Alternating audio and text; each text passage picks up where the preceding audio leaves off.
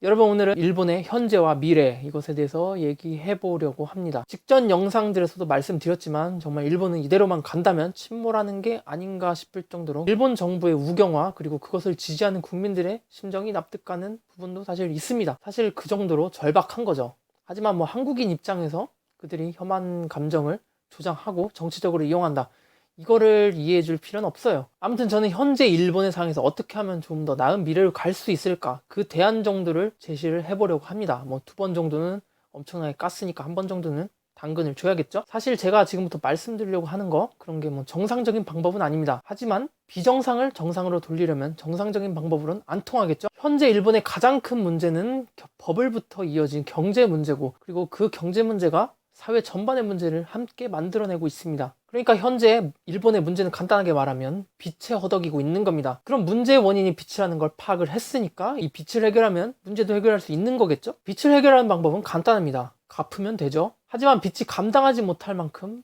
많이 있다면요, 첫째로 죽을 때까지 일해서 갚는다. 일본이 과거부터 현대까지 선택했던 방법인데 실패했죠. 보기 좋게 30년 동안 갚아도 안 된다는 걸 그들 스스로 보여주고 있습니다. 그리고 두 번째로 빚을 탕감해주는 방법이 있습니다. 모든 국민들과 지자체에 빚이 없어지면 일본은 그나마 정상적인 국가가 될 수 있습니다. 더 이상 빚을 갚는데 돈을 쓰지 않고 기술 발전이라든지 더 좋은 곳을 위해서 돈을 쓸 수 있는 거죠. 하지만 직전 영상에서도 말씀을 드렸지만 일본은 현재 그것을 감당할 만한 과감함이 없습니다. 차라리 군부 정도 되면 무자비하게 밀어붙여서, 근데 현재 그럴 수가 없죠.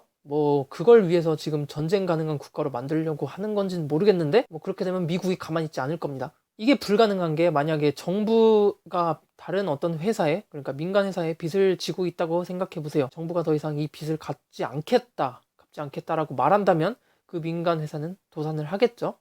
정부를 위해서, 그러니까 일본이라는 국가를 위해서 이렇게 희생을 해야 된다면 납득할 만한 거래일지도 모르겠습니다. 근데 만약 그 민간 회사도 다른 회사에게 빚진 상황이라면요, 그리고 그 다른 회사도 은행에 빚지고 있는 상황이라면요, 그리고 그 은행은 중앙은행에서 돈을 빌렸겠죠. 결국은 돌고 돌아서 정부 자신에게 타격이 가게 됩니다. 차라리 100번 양보해서 국내에서만 돈이 돌았다면 다행이에요. 근데 해외에서 돈을 빌렸다면요, 이런 방식이 애초에 불가능합니다. 해외에서 나는 빚을 안 갚는다고 하는데 그거 가만히 있을 사람이 있겠어요? 모두가 일본을 따돌리겠죠.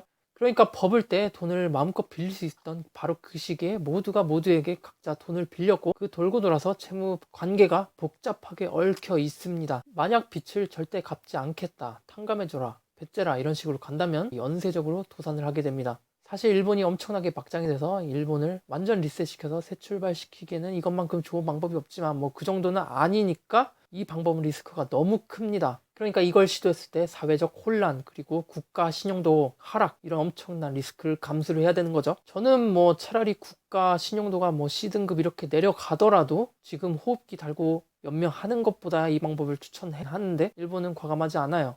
일본이 마탱이 가면 군부가 제를 하면서 이 방법을 언젠가 이렇게 할 수도 있어요. 근데 현재는 너무 이 정도로 말씀드릴 수 있겠습니다. 아마 경제력이 한국에게 따라잡히는 날이 온다면 그때쯤 시도해보지 않을까, 고려하지 않을까 생각을 합니다. 마지막으로 셋째, 빚을 갚을 수도 없고 탕감도 해줄 수 없다면 빚을 줄여준다. 그게 현재 아베노믹스, 그러니까 아베 정부에서 취하고 있는 방법입니다. 만약 여러분이 뉴스에 관심이 많으셨고 기사를 많이 보셨다면 요 몇 년 사이에, 지금은 좀 뜸하지만 양적 완화라는 말을 많이 들어본 적이 있으실 겁니다. 양적 완화라는 거는 말이 어려워서 그렇지 쉽게 말해서 돈 뿌리기예요. 하도 사람들이 돈을 안 쓰니까 돈을 뿌려서라도 쓰게 만든다. 자기가 돈 뿌리고 그 돈 자기가 쓰면 무슨 효과가 있냐, 이렇게 말씀하실 분들도 있어요. 돈을 헬리콥터로 뿌렸다가 다시 수거해 가는 건데 말이죠. 하지만 그 돈이 뿌려지는 순간 저의 돈의 가치는 점점 줄어듭니다. 여러분, 사실 그 돈을 액면가 10,000원, 50,000원 이렇게 생각을 하시면 안 되고요. 그러니까 돈의 가치를 매기는 정확한 기준은 액면가 10,000원 이런 게 아니라 대한민국 내에서 내 돈에 얼마나 되냐, 바로 그게 진짜 가치입니다. 그러니까 쉽게 말해서 내 돈이 대한민국에서 0.0001이냐 아니면 대한민국에서 0.000001이냐, 이걸 보시는 게 정확한 기준입니다. 그러니까 액수가 얼마냐가 아니라 비율이 얼마냐, 이게 진짜 돈의 가치죠. 이런 개념으로 보시면 인플레이션이 왜 돈의 가치를 떨어뜨리는지 아실 수 있을 거예요. 여기에 한 마을이 있습니다. 그 마을에는 전 재산이 모든 마을 사람들의 돈을 합쳐서 30만 원이에요. 저는 29만 원을 갖고 있습니다. 그리고 나머지 마을 사람들은 각각 뭐 100원씩 1000원씩 가지고 있는 거죠. 이런 상황에서 저는 엄청난 부자이고 재벌입니다. 완전 권력가이기도 할 거고요. 그런데 갑자기 뭐 조선 왕실에서 뭐 이거 말도 안 되겠지만 모든 마을 사람들에게 20만 원, 29만 원씩 뿌린다고 합니다.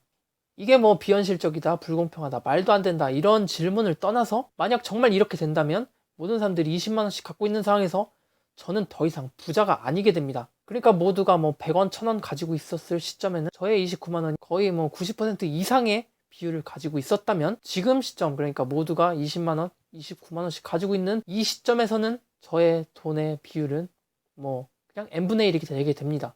더 이상 부자가 아닌 거죠. 그러니까 물가는 보통 서민들을 기준으로 맞춰주게 되는데 뭐 500원, 1000원 이렇게 가지고 있는 사람이 대다수였다면 쌀한가마니도 뭐 10, 50원 이렇겠죠? 근데 모두가 20만 원을 갖고 있다면 쌀한가마니도 만 원으로 폭등하게 됩니다. 그러니까 제가 30만 원을 가지고 있고 마을 사람들이 100원, 200원을 갖고 있었던 그 시절에는 쌀한가마니가 몇십 원대에 불과했습니다. 그럼 저는 엄청난 부자였죠. 그 적은 돈으로 많은 물건을 가질 수 있었으니까요.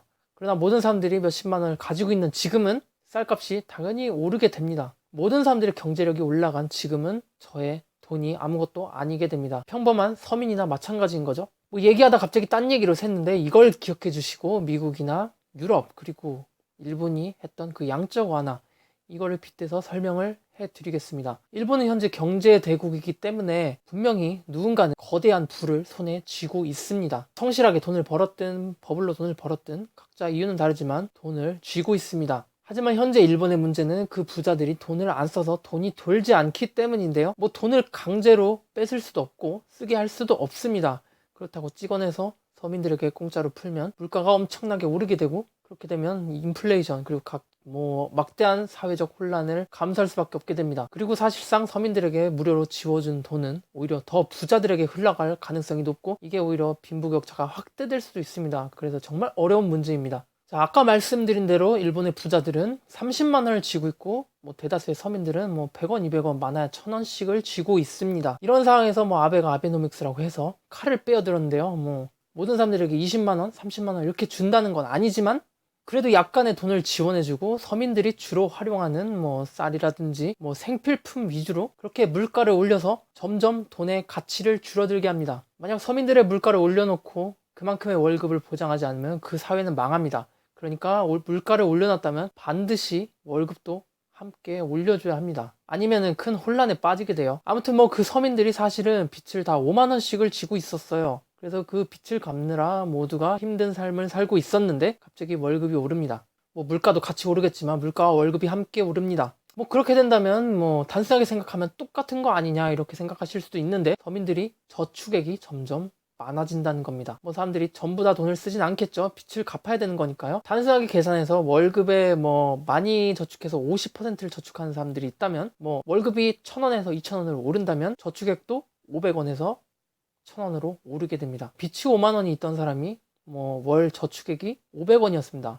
그러면 100개월 정도를 갚아야 되는 거죠. 그런데 만약 월급이 2배로 올라서 월급이 2000원이 됐고 저축액도 1000원으로 바뀌었습니다. 그러면 50개월만 갚아도 빚이 모두 상환할 수 있게 되는 겁니다. 그래서 빌려준 사람 그리고 채권자만 손해를 보고 빌려간 사람, 채무자들은 점점 이득을 보는 상황을 만들게 되는 거죠. 이렇게 빌려준 사람은 점점 손해를 보고 빌려간 사람이 이득을 보는 통화정책을 펼치고 있고 그 이자로 그 빌려간 거에 대한 손해를 메꾸는 건데 그 이자를 다 받더라도 손해를 볼 수밖에 없는 상황을 그 양적 완화라는 통화정책으로 만들고 있는 겁니다. 그렇게 점점 빚을 줄이고 부자들의 비율을 점점 낮추게 하는 게 아베노믹스의 원래 목적이었습니다. 하지만 그 정책도 결국 실패했죠. 아베가 열심히 서민들에게 뿌린 돈은 30만 원을 가진 부자들에게 모두 흡수돼서 30만 원을 가진 부자들은 40만 원의 부자들이 됐습니다. 이게 보통 시나리오죠. 돈이 돈을 만든다고 부자들이 돈 빨아들이는 속도가 굉장히 빠릅니다. 그리고 서민들은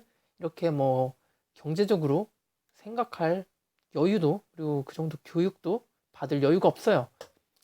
그래서 현재 마을에는 40만 원을 가진 부자들과 그리고 여전히 월급 1,000원, 2,000원을 받으며 소득이 늘어나지 않는 농민들만 있을 뿐입니다. 그렇게 오히려 빈부격차는 더 확대되는 건데요. 근데 아까 가정한 대로 점점 월급도 오르고 물가도 오르면 점점 빚을 탕감해가고 그런 좋은 시나리오대로 가면 좋은데 정작 서민들의 재산은 1,000원밖에 없다 보니까 물가를 올리기도 어렵게 됩니다. 그렇게 빈부격차는 계속 유지되고 물가도 유지됩니다. 그게 현재 일본이라고 볼 수 있고요. 그렇게 결국 아베노믹스는 이렇게 망테크트를 타면서 실패했습니다. 결국 일본의 모든 시도는 거의 실패했고 제가 아까 말씀드린 2번 모든 빚을 다 탕감하고 국가 신용도 하락을 감수하더라도 국가적 리셋을 통해서 새로운 출발을 해야 되는 게 아닌가 그런 생각이 드네요. 지금 상황에서는 사실 답이 없습니다. 있었다면 벌써 해결했을 거니까. 정리합니다. 현재 일본 그리고 미래 일본의 가장 중요한 키포인트는 바로 빚입니다. 이 버블로부터 촉발된 이 빚을 해결해야만 일본의 미래를 논할 수 있게 됩니다. 여태까지 이 빚을 해결하기 위해서 물가 상승 정책이라든지 부자들 돈을 강제로 쓰게 하기 그리고 마이너스 금리 등 여러 가지 정책을 펼쳐왔지만 다 실패했어요. 바로 정책 위에 민족성이 있었다는 겁니다. 실패하기 싫어하는 그 국민들은 돈을 소비하는 것도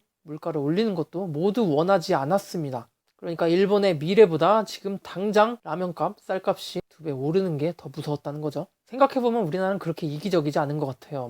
물가가 엄청나게 오르는데도 막 우유값이 2배 오르고 계란값 2배 오르고 그런데도 잘 사주니까요. 좋은 건지 나쁜 건지 모르겠지만 아무튼 결과론적으로는 일본보다 나은 것 같습니다. 일본 스스로가 만든 함정에 스스로 빠져서 허우적대고 있습니다. 일본에게 좋은 소리 해주고 싶었는데 좋은 소리 결국 해줄 수가 없었네요.